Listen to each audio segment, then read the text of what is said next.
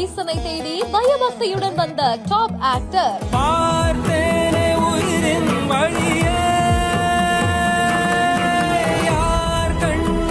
இவர் நடிச்ச சீன் எல்லாம் மறக்கவே முடியாது.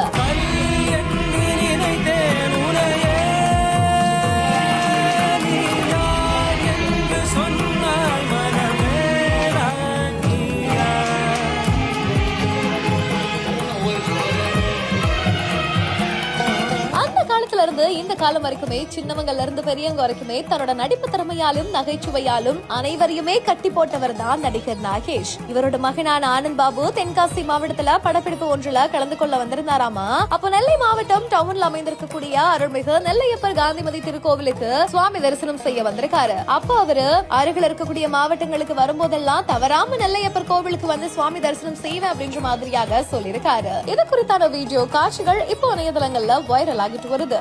லட்சக்கணக்கான குடும்பங்கள், கோடிக்கணக்கான கனவுகள். தமிழ்நாடு அரசு ஒவ்வொரு குடும்பத்திடமும் கேட்கிறது, உங்க கனவை சொல்லுங்க. தமிழ்நாடு அரசின் வரலாற்று சிறப்புமிக்க முன்னெடுப்பு.